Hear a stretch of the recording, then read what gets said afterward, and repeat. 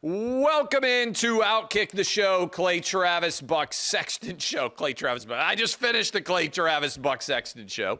This is OutKick the show. We got a lot of different topics to hit on Monday. Hope all of you had fantastic Easter weekends, Holy Week with your family and friends, and I hope you are ready to have a good time hanging out with us as we are rolling through the program now. Prize Picks, America's #1 daily fantasy sports app with Prize Picks. You against the number. Cash in on the basketball playoffs with Prize Picks. Cash in on the NHL playoffs with Prize Picks. You got golf, you got baseball. Don't miss your chance to add your favorite players from the court to Prize Picks, whether points, rebounds, assists. More or less, you can win up to 2,000 times your money.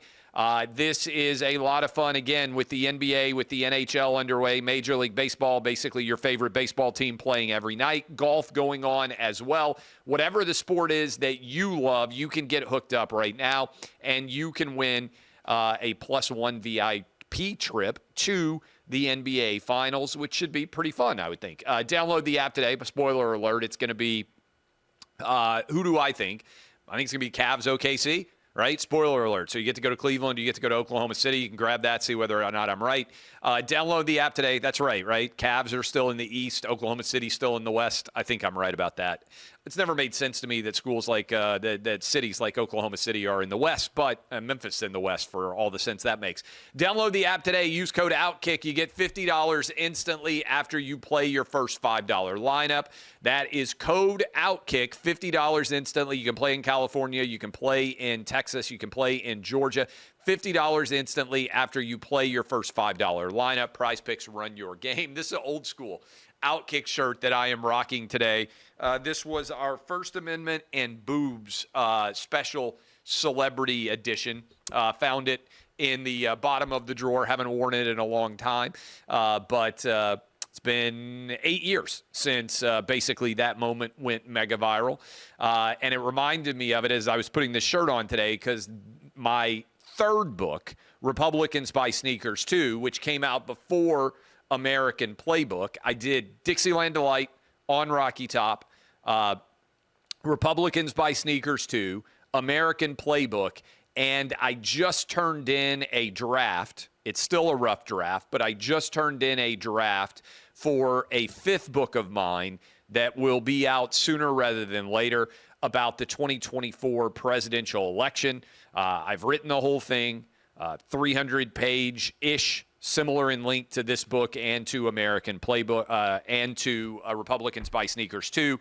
So in addition to everything else that I have been doing, I have got a new book that will be out at some point, not sure of the exact release date yet, but unlike everybody else out there, who is having ghostwriters write their book for better or worse. I have written every single word of every book that's ever been published by me, every article that's ever been published by me. Nobody else can take the blame for anything that I have said, and that is all out there publicly. So that new book will be out soon, but if you want to get a copy of this book, you can get an autographed copy if you go to CrockettCoffee.com. Use code BOOK. We have a great coffee company. I am drinking, which one is it? That's water. This is coffee. I am drinking Crockett Coffee right now. Thousands and thousands of subscribers. Very successful coffee company already. Named after Davy Crockett. CrockettCoffee.com book. And I'll sign an autographed copy of this book for anybody out there. And that will be the end of all the copies of the books that I have. When they're gone, they're gone. My wife is not going to allow me to have any more copies in the house. We are in the process of trying to organize the house in advance of a move into a new home. And so she wants more things gone, but CrockettCoffee.com, code BOOK. It's a coffee company I own. Along with Buck, it's named after Davy Crockett. It is amazing. You will enjoy it. Check it out. All right, we got a bunch of different stories that are out there. WrestleMania over the weekend, NBA playoffs, NHL playoffs underway, and we got big disputes and debates about, you may have seen me on Fox News over the weekend, I'll be on with Will Kane in about an hour, by the way. But you might have seen me on with Howard Kurtz on the Media Buzz show. Love that show. I was on for the first half hour on Easter Sunday, and we had a lot of discussions about deportation-related issues and more. We will dive into some of that, but I want to start with the official news. Nico has moved to UCLA. He has left after 1 year starting at Tennessee. He has left Knoxville to go to UCLA. This is now official. It's probably the biggest story in college football over the past couple of weeks. And he will theoretically be the starting quarterback for UCLA going forward. In the process, Nico has managed to cost himself millions of dollars. He has moved from a superior team to an inferior team. And he now is going to also play for a coaching staff on the offensive side of the ball that is far less accomplished than Josh Heupel, who has run a high-powered offense that has put Hendon Hooker and Joe Milton into the NFL. And now there will be infinitely more taxes that Nico has to pay. But before you even dive into that chaos, he has hit a trifecta of stupidity, less money, less talented team and players surrounding him, less talented coaching staff. This is the exact opposite of what a well-advised college football player would elect to do. Unfortunately, I think there are going to be many players out there who make a Nico-like decision. Tennessee now is in the market to figure out who their veteran quarterback is going to be. They have two young, talented college players that were highly touted high school players. But Nico had a goal and an ambition of getting to the NFL, and I think his team and his advisors and his family have actually led him astray here. He's going to cost himself millions of dollars, and he's going to be in an inferior position in terms of talent, team, and coaching than he would have been if he had just stayed at Tennessee. And I think now this is a cautionary tale. We'll see. Maybe I'm wrong. Maybe in 4 months' time, Nico comes out and he is incredible and he wins the Heisman Trophy and he takes UCLA from out of nowhere and they find their way into the contending in the Big Ten and they put themselves in the vicinity of the college football playoff. I think that's highly unlikely. I think UCLA is a 500 caliber team. I think Nico will have poor offensive line blocking. I think he will have mediocre at best skill position players around him. He will have mediocre at best coaching around him. And I think all of this is going to lead to a far worse position than he otherwise would have been in. That is my perspective as I look at this, not only as a college football fan, but also as someone who would be in favor of players maximizing their earnings, and also as a dad who wants the best for my kids. I can't imagine making a choice like Nico's dad did to put your son into a worse position than he otherwise would have been in and giving him a more difficult pathway to success and potentially costing him tens of millions of dollars in the process. Whatever you make in college, and let this be my PSA to everyone, whatever you make in college, if you are going to go on to a successful career in the NFL, is a pinprick of what you will make in the NFL. The number one overall pick, it appears to be Cam Ward, is going to make around $40 million guaranteed when he is drafted number one overall by the Tennessee Titans on Thursday. $40 million guaranteed. That's a great salary. It's fantastic to get $40 million guaranteed. 99.99999% of people will never get a $40 million guarantee on anything, okay? So that is an incredible success. But even that is a pinprick of what a successful quarterback can make now in the NFL. If Cam Ward is successful, if Shedeur Sanders is successful, if Jackson Dart is successful, any quarterback coming out of this year's draft class, if they are really successful, what they make even on their initial rookie salary scale is going to be a fraction of what they stand to make in the second contract. And so if you look at this on a flow chart, college is a pinprick of what you can make being drafted in the NFL. Being drafted in the NFL is a pinprick of what you can make being successful in the NFL. Every single successful NFL quarterback out there at a high level, top 10 caliber NFL quarterback in the years ahead is going to make $50 million or more. Patrick Mahomes is going to become a billionaire. Joe Burrow is going to become a billionaire. Josh Allen is going to become a billionaire. Whatever you make in college, the $1 or $2 million, the $4 million, if you're Carson Beck at the absolute apex of what you can make in college, is a fraction of what you will make in the NFL as a first-round draft pick or what you will make in the NFL as a successful quarterback in the years ahead. Again, just listen to me. Everybody's going to make $50 million or more. If you think you have an NFL future, your only purpose in college is to maximize your opportunities to be as successful as possible in the NFL.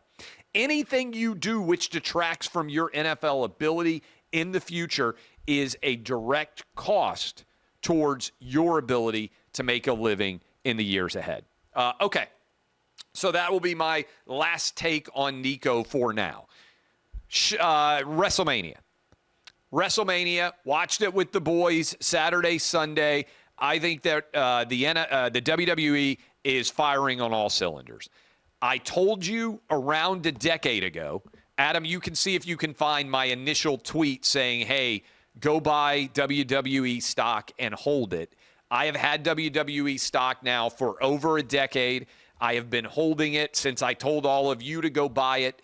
The WWE is firing on all cylinders. Their event looked like it was fabulous in the Raiders football stadium out in, I think it's Allegiant Stadium, right, in Las Vegas.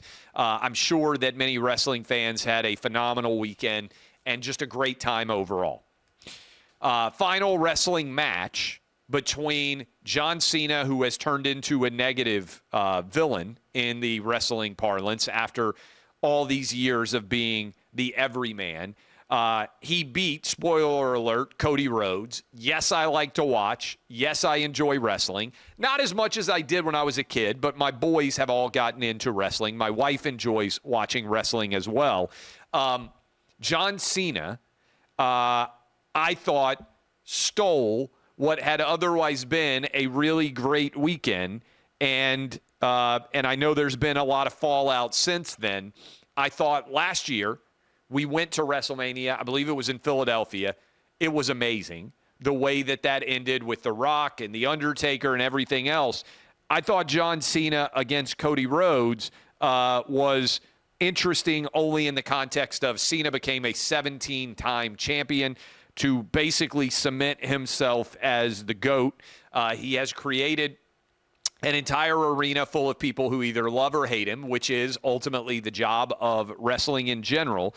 And I think Cody Rhodes has proven himself to be an incredibly entertaining guy as well. So I am still holding on to my WWE stock, now a part of TKO. And the reason I think WrestleMania is interesting is it's not only the WWE it's firing on all cylinders, also the UFC. And it didn't get as much attention as I thought, but correct me if I'm wrong, Adam, the UFC exclusive negotiating window with ESPN has ended. Unless I missed some sort of extension on that exclusive negotiating window, it has ended. And the UFC now is out there in the marketplace as well. I feel like the UFC is going to end up on Netflix in some way. Maybe not in totality, but the WWE on Netflix has been dominating. It's the same company. I don't think you go to the open market if you feel like you love the offer that has come already from ESPN. I think Netflix is going to gobble up a bunch of the UFC fights going forward. If I were arguing this, and I argued this a long time ago, I said Netflix should have bought the WWE. You can go read it at OutKick like a decade ago. It was a no-brainer to me. I think also, the ESPN UFC window is officially closed. To me, it's a no-brainer for Netflix.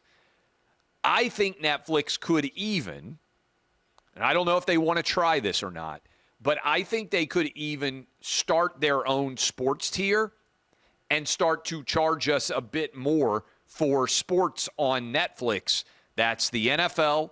That's the WWE. Again, they may not want to do it. They might want to keep it all in one charge.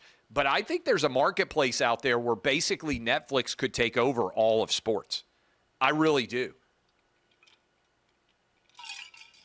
It feels inevitable to me that almost everything is going to eventually move to streaming. I'm not saying I'm in favor of it. I'm just saying that it feels inevitable to me. And the UFC paired with the WWE, paired with the NFL, doesn't Netflix now have, was it Amazon that got a part of the NBA? All of this moving to streaming feels inevitable to me. And it also is a sign of ESPN losing ground because they are not able, they cut bait with Major League Baseball. They now have been unable to get a deal done with the UFC. F1, I think, is moving off of ESPN too. ESPN is losing out of money, running out of money. And they're losing the ability to get all the assets that would make you have to become a subscriber to ESPN Plus. This matters because ESPN Plus, in theory, is going to launch this fall. And I don't think that many people are going to subscribe to it. That is, the ESPN channel that you can now get on cable and satellite is in the future going to be available over the top through a streaming service. Okay, a couple of other stories. Shannon Sharpe, have you guys seen this, has been hit with a $50 million sexual assault lawsuit. Now, always on these suits, I say, okay, he deserves the right to defend himself. Let me tell you this. I have never been a big Shannon Sharpe defender. I don't know that I've ever defended him on anything on this show before. On Friday, news breaks that he's going to be getting a $100 million deal, that there are multiple companies out there that are potentially going to sign him to a $100 million deal. On Monday morning, a lawsuit seeking $50 million in damages comes out. I'm sorry. That feels awfully intentional to me. Friday, $100 million contract potentially out there for Shannon Sharpe on his podcast network and beyond. Monday morning, suddenly he gets sued for $50 million. It feels like a direct money grab to me. And so I think that Shannon Sharpe deserves the benefit of the doubt on this particular allegation.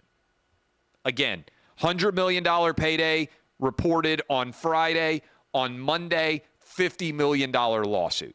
I don't think you need to be a genius to say, boy, that timing is interesting.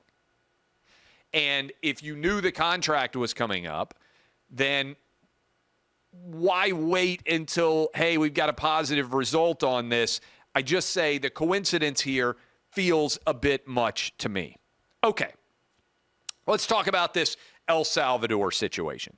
By the way, first, Adam has done some research. Oldest tweet, back in 2016, I said Netflix should buy the WWE and the UFC. Read this and tell me it's not genius. That was 9 years ago. I wrote that on OutKick. May the 18th, 2016. I said a while ago, I think it was like 2014 or 2013, hey, you should go buy stock in WWE. That's out there. Somebody can track it down. But I was right. Netflix could have made an incredible acquisition almost a decade ago if they had bought the WWE and the UFC and brought all of their events inside of that Netflix umbrella. It would be even more valuable. Now, to be fair, Netflix has done pretty well for itself. Company is nearly $1,000 a share right now. Market cap approaching $500 billion.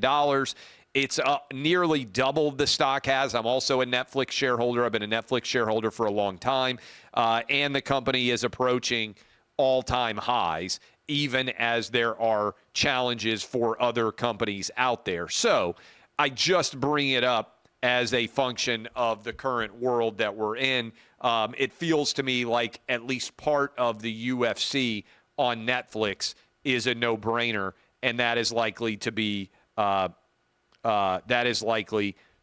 headed in that direction. Okay. The deportation. What we are really talking about here, everybody suddenly has an opinion on Abreu Garcia, this El Salvadoran wife beater, allegedly, according to his own wife. This potential human trafficker, according to a pullover that happened in the state of Tennessee. It's a gang member, according to multiple adjudications.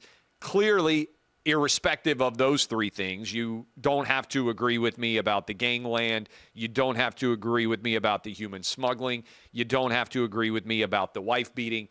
We know beyond a shadow of a doubt that he is not a citizen and he is here illegally, which is enough to have him deported.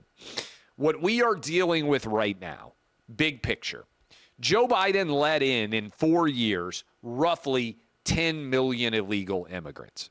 We don't know exactly how many illegal immigrants there are in this country, but we know there's more than 10 million.